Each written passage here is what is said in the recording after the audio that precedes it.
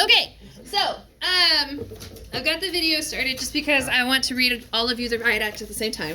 So, tiered readings. I know they're tedious. I know it takes you a long time to do them. And I know it takes you a long time to do them because it takes me quite a bit of time to break it up into how I'm going to grade it. Okay, so basically I go through and I take each thing and I break it down into chunks, and then I translate the chunks. And what I've started doing is just copy and pasting my chunks onto your translation, with the idea being that you can go and grade your own translation. But you've just been getting a completion grade instead of an accuracy grade like I was intending in the first place. Okay, so I recognize that in this past unit, the tiered readings felt unreasonable. But here's the thing. The tiered readings are the entire point. Yes, everything that we're doing is so that you can translate it from Latin into English.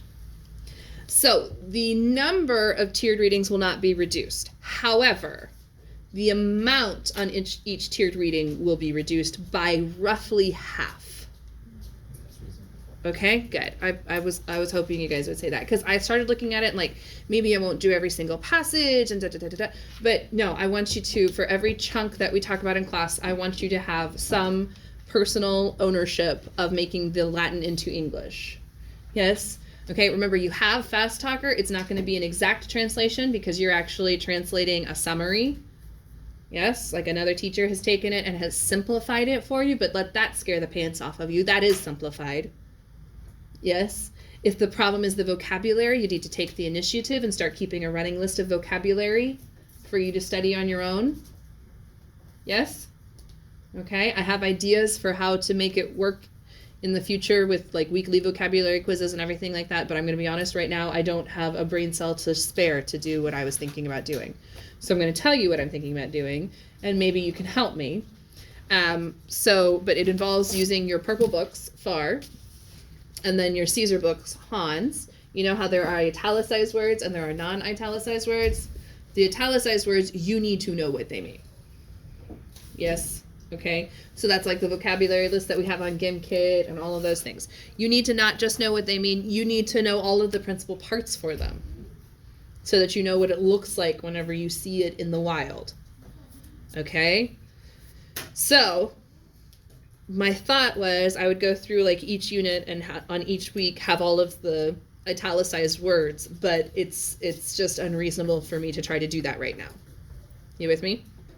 Okay, so this is where your initiative comes in. Okay, we are not the only people doing this in the world. We're not the only people who are doing this in the world with the internet. So all of this list is already on Quizlet somewhere. It's just a matter of finding it. Yes? So you can either make it yourself, and all the italicized words are on the pull-out dictionary. I'm going to see if I can do this easily. So you have your book, right? And then in the back, there's a pull-out sheet. That's all the italicized words. Okay? So those are the words that you must know to be able to function in Virtual. Yes? Okay? The rest of them you can probably figure out from context, and if not, maybe the AP test will be kind and gloss them for you, which is where they provide them off to the side, just like they do. That's why I use a picture on your sight readings, okay, of the NLE, because there's no way for me to get that formatted into a Google form. So I just take a snapshot of the actual passage on the National Latin exam. And even we will take a mock. Those of you who are in AP later, I only have one officially released mock because our test is only 7 years old, and they release one every 7 years. So I have like the one that they released at the beginning to be like, it should look something like this. And then I have the one that they've released where it's like, actually it looks like this. Okay? So all of that to say, keep up with your tiered readings. Try to do them nightly. I'm getting them front loaded so that if you know you're going to have a busy time, I'm getting them, like, that's what I was working on today, right before you guys walked in. And that's actually why I didn't watch the video. I forgot. I was getting your module all set up to make sure you have everything done there. So you are going to see a string of assignments coming your way because you're going to have one for each chapter, but I am trying to cut back on the amount because the point is for you to read it. The point is for you to translate it, but sometimes the amount that you're supposed to translate is not reasonable for a single assignment. Okay? Everybody with me? Mm-hmm. Okay. So, this is one of the best passages in all of Virgil's Aeneid. This is the part where Laocoön dies. You say this is the best part every single time. I think you just say the Aeneid. I love the Aeneid. It's true. Like, I get to this part and I'm like, oh, I love this part. Like, oh, I love this part too. Okay. But this seriously has inspired lots of really great artwork. Okay. One of which I'm gonna look it up on the internet. It's on film. I'm sorry in advance, but it is at the Vatican. Like, it's at the Catholic Church, is my defense. Okay, so we have the Laocoön statue. You guys have seen this one before. Oh, the snake. Yep, with the snakes and his two sons. That's the passage that we're doing today. Oh. This one. Like I'm not going to make it bigger because he is nude. Remember the controversy? Well, maybe I can make this one bigger. This one looks like it's at an angle that's... Nope, just kidding. But I'm doing the best I can. Okay, but remember the controversy of if it's out to the side or if it's up, and you see some versions one way and you see some versions the other way. There was actually a competition, and someone was the judge, and Michelangelo said, actually, from the way it looks like his arm is supposed to go down like this. And they were like, nope, this guy wins. He made this arm the best. And so then about 400 years later, they found the arm. And this is where it's above my pay grade. I don't know how they knew it was the arm. I just know that they knew. Okay? And they figured out that Michelangelo, go figure, knew what he was talking about. And he was, in fact, correct. And the arm is supposed to be bent like that. So this statue you will not see with the arm straight up, because that was falsely recreated. And they found the real arm. So it's sort of like the Brontosaurus versus the Brachiosaurus. Brachiosaurus exists. Brontosaurus is the Brachiosaurus with a different dinosaur's head. The heck? Annette, you didn't know this? No. There's literally a t-shirt that says never forget, and it's the Brachiosaurus and the Brontosaurus. I don't know. Is it because two skeletons got mixed together? Yes, well, they were digging and they reassembled the skeleton, and someone said, I don't think that's the right head. And they said, whatever. So they called it the Brontosaurus, and then someone came in and like, no, really, that's not the right head. And they found the right head. So now we have the Brachiosaurus, and my brother could tell you, I think it's the, let's just look it up.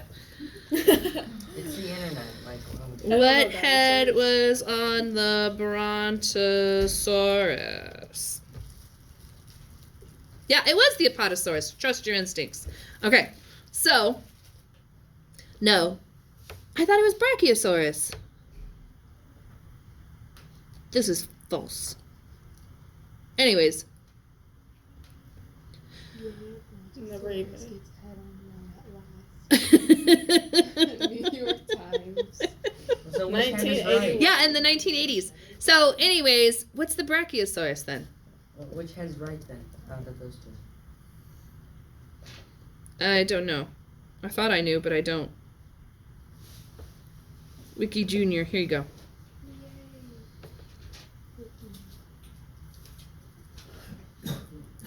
Okay, so this was what they thought was the Apatosaurus's head, but this is the Apatosaurus's head, and it was on the Brontosaurus. A scientifically accurate drawing of Brontosaurus, but the Brontosaurus doesn't exist. Scientists were convinced this is not right, Wikipedia. Anyways, we'll look it up later. It's When wiki. you draw a scientifically accurate drawing of something that doesn't exist. Oh, let me just draw a Doesn't scientifically exist. accurate That's drawing my of a thing. unicorn, then. You know what? I think my brother's done with school. We could call him, but we're using my phone to record, so we can't. A horse with a horn or a giraffe, which is just like, Okay, that's crazy. so we actually do have a significant amount of Latin to cover. I do appreciate Fast Talker and how quickly he goes, and how quickly we can get through things because of him. Like this, our syllabus that we're following had us slated for 2 weeks to cover all of this material, and Fast Talker helps us get it done in 4 days.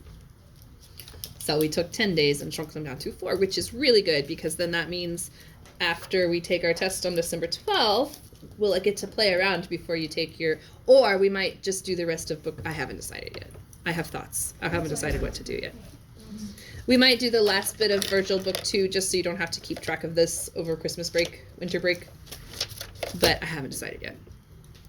Anyways, so 201 to 207, we are in book 2. Control F, 200, 227, I should say.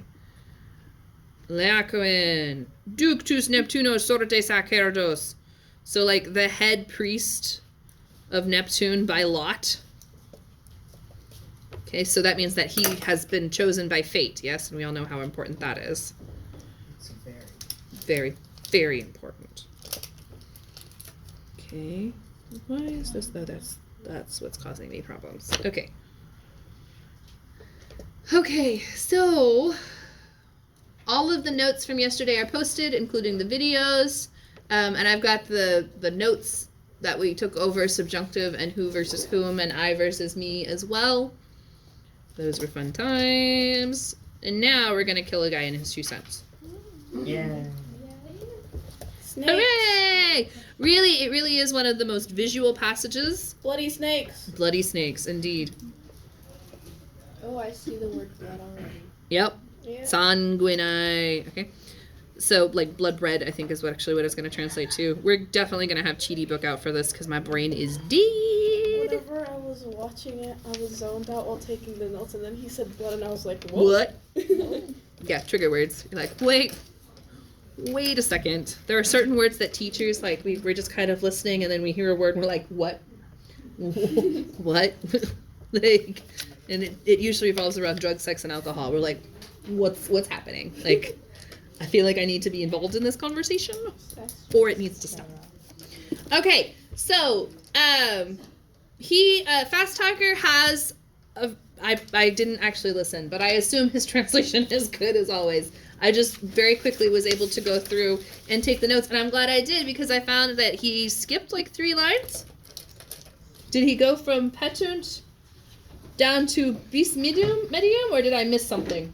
You probably missed something, because I missed something? all the notes. Oh, wonderful. Unless... I'm not seeing 3 missing lines. Ah, okay, because I was trying to go through and, so this is why I don't take your grades as grades anymore, because people last year, whenever I did that, were just cheating and just not actually listening to him and just going through and stopping and writing it down. And I don't even want it to into your mind that is something that you should do. I was just trying to very quickly see what he had. So let's see. Why don't you guys tell me what he's got? From right here, I'm missing Leacuin down through Yam. So right here, Leacupunta through Yam. So I missed like a whole section of him. What did he do? O is over Lao Kunta. Okay. Petunt is the verb. So petunt is the verb. So if there's an O over Leokunta, what is that telling us about the relationship between petunt and Leokunta? It's the direct object. We got it. Thank you. Go ahead and keep that. Okay. And then what does he do next?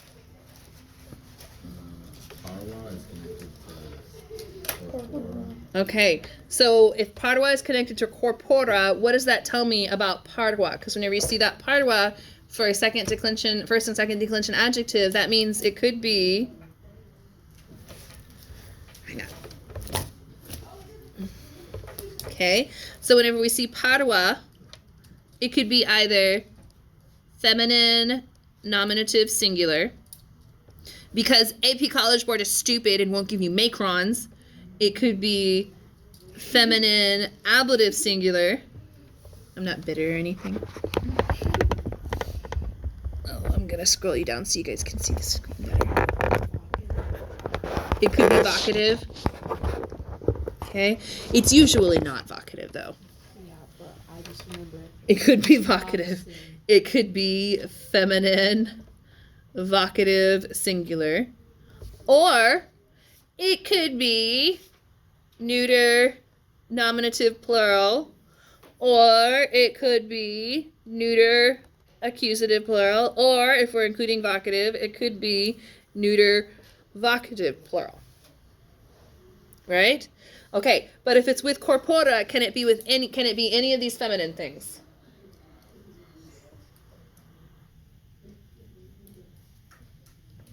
What if I tell you that it's corpus corporis.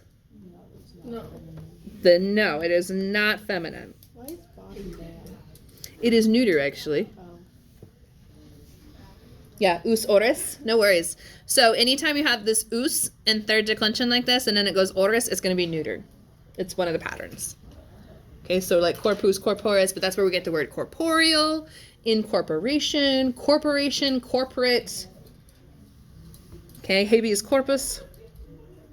You have the body. You may have the body. That's what it means. Habeas corpus, you may have the body, and that's the law that you have access to all evidence that has been presented against you. Right? So you may have the body, habeas corpus. But you remember that phrase, and it helps you remember that corpus is neuter because it's the direct object. So this one,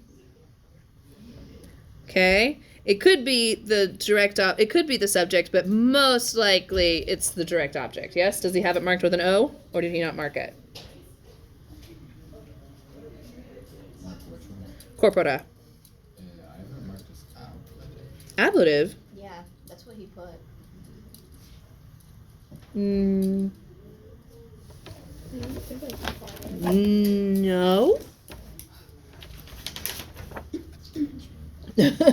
You're sighing at fast talker now? He could have messed up though. He does that sometimes. He does do that sometimes. Oh, it says that corpora is one of your italicized words that you should just know.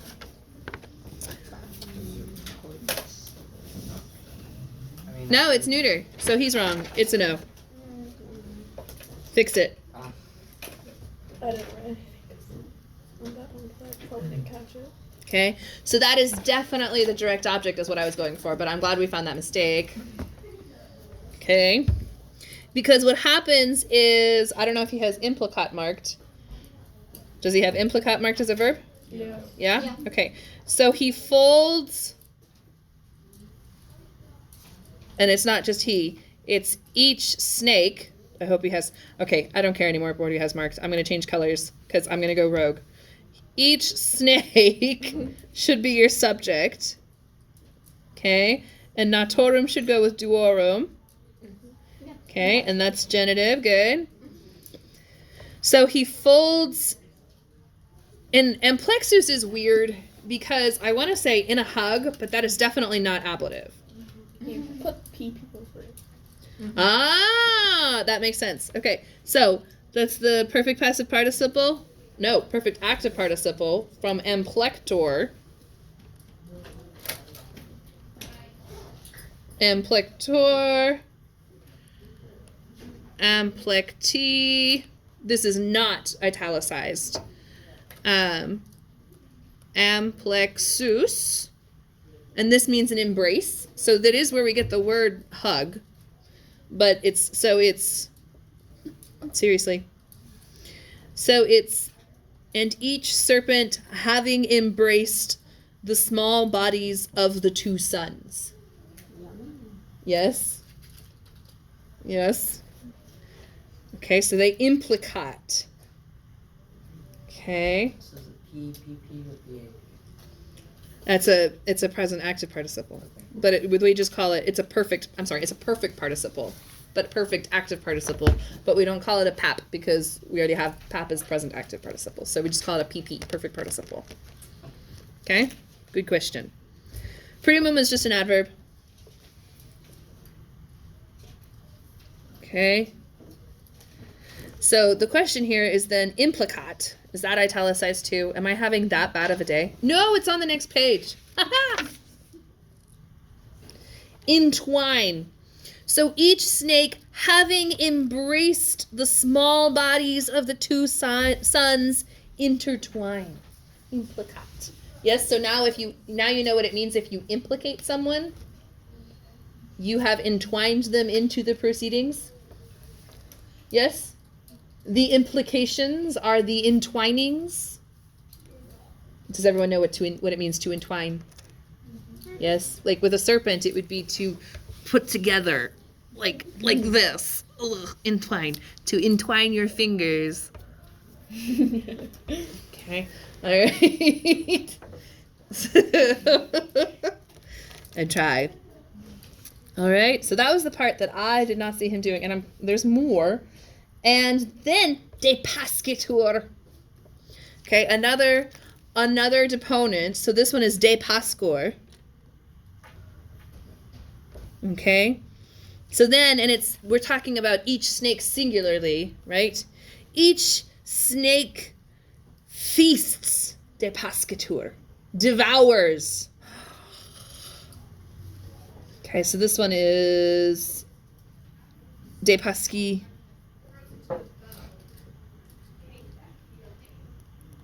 Agreed. De pasci, de pastus.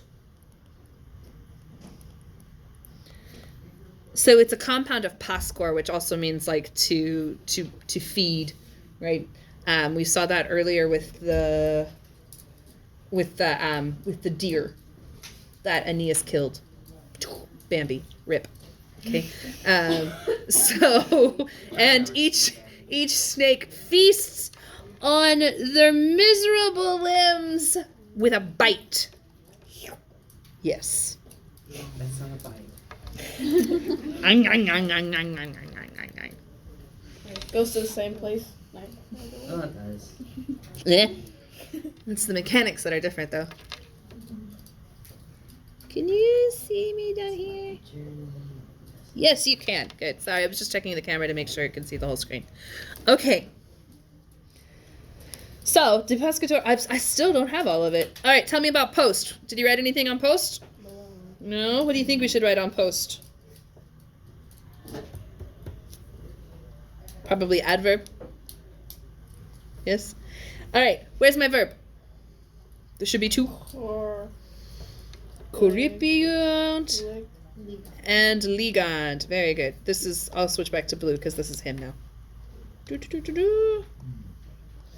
And ligand. Okay. So where's my direct object? Corripiunt definitely needs a direct object. Where's the O? ips. Wait. Oh wait, that. Okay, so what I'm seeing, I'm gonna go rogue again. Red is rogue.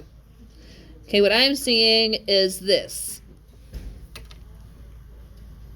Yes? Good. Okay, I got it. All right. So they snatch he himself going under with help and bearing weapons. So who is he himself? Okay, kids. We've got one he himself in this party. There you go. There is one dude at this party. Okay? The sad party. It is a sad party. So ipsum is leacoin. And then we've got auxilio is ablative. Hopefully he marked that as ablative. Did he mark auxilio as ablative? What dative? Yeah. Oh, dative. Yeah. Didn't he put ablative and then erase it? Date? I don't remember. I didn't write. It is I a don't dative of purpose. Ooh. Ah. You guys missed it. Okay, you ready? Dative of purpose. Ooh. Ah. So subeuntem means he's going under as a help. Okay, for the purpose of helping. Yes? And he's bearing weapons. That helps. Okay. So hopefully that above tella. And spiris ingentibus. And they snatch him and then they bind him with huge coils, ablative of means or instrument. So is this going well for Lealcuin? Nope. No, we kind of skipped a whole bunch. I'm assuming that you have translated the part that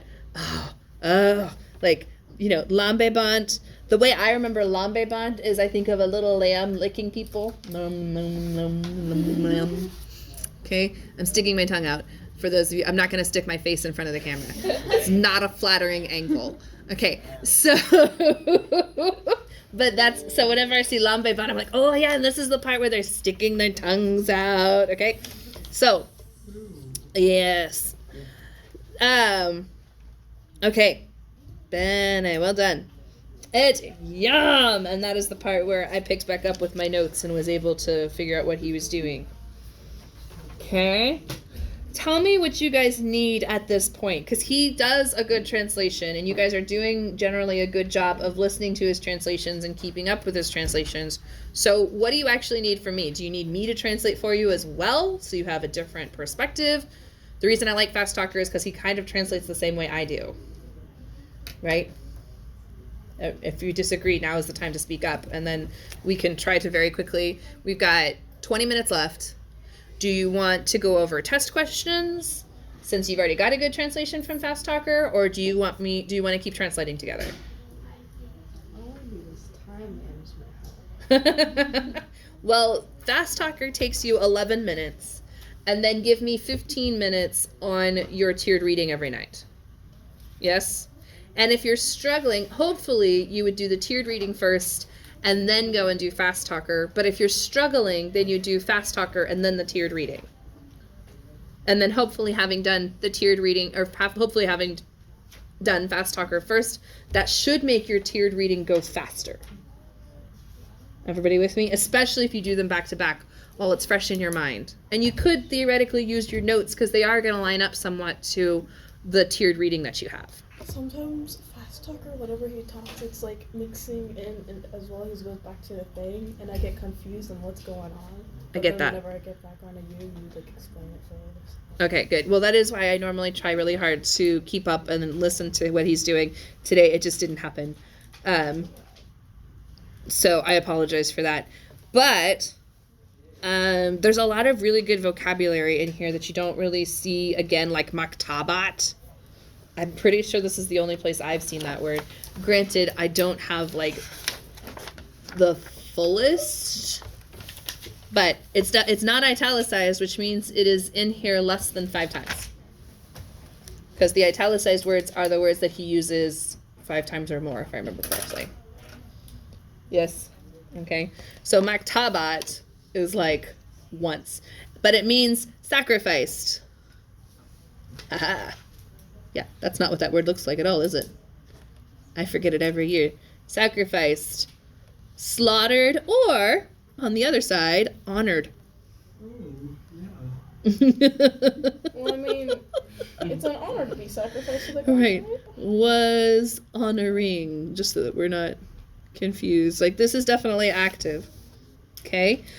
So, I forgot to talk about the stuff that happened in between what we did yesterday and what you did with Fast Talker last night. So remember, you've got that summary at the back, and you should be reading the summary in between. It'll definitely help you. It'll only take you like 2 minutes to read the summary. All right? But in between this, they were arguing about what to do with the horse. Right? Some people are saying we should push it into the ocean. Some people are saying we should set it on fire. Some people are saying we should set it on fire and then push it into the ocean.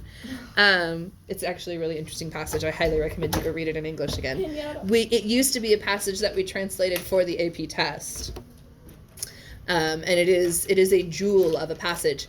But and then there's a small group that says we should bring it inside to the city. It is our spoils of war.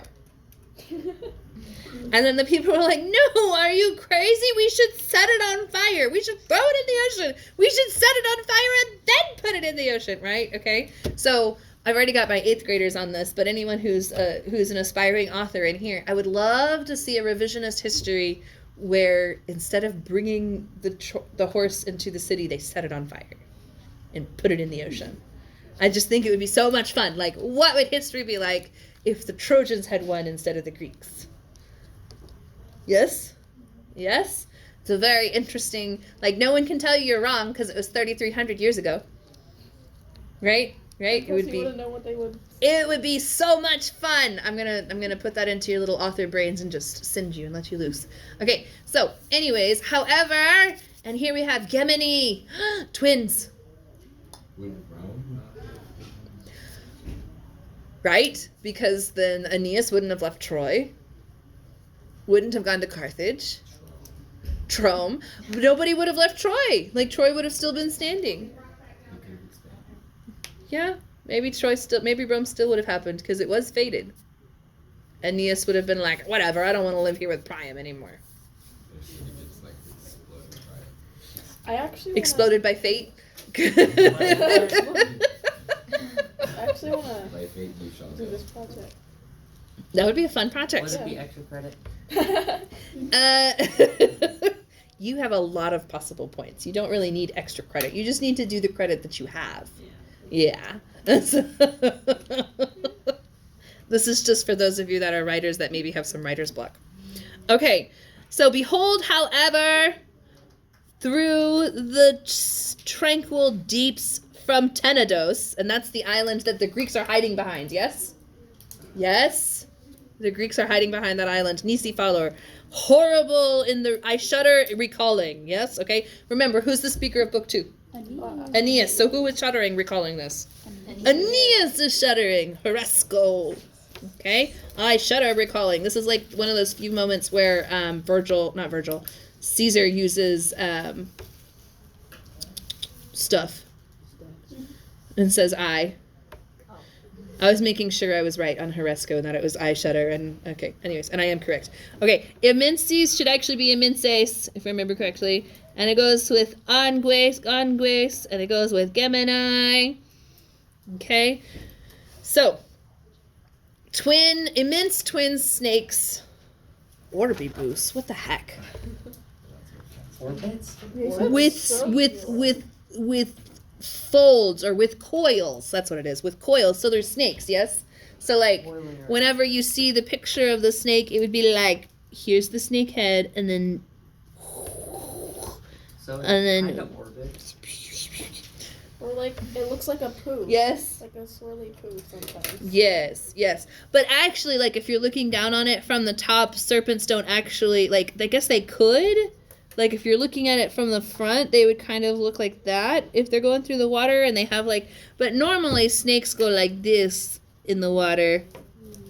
Yes. But this is kind of sounding like those are going up, and then the water is here.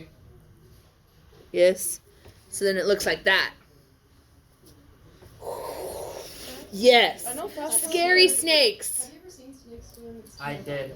I have. Yeah. The funniest time I've ever seen a snake, it was a cottonmouth, and it had a bullfrog in his mouth, and he thought I was going to take his bullfrog, so he'd only halfway swallowed his frog, and half of the frog was out, and then he was like, he saw me coming down to the pond, and so the snake was like, run away! But then he had the frog like standing up in his mouth like, help me! As he was like swimming through the water. He was, you had to be there. The frog was not moving, it was already dead, but it was definitely like,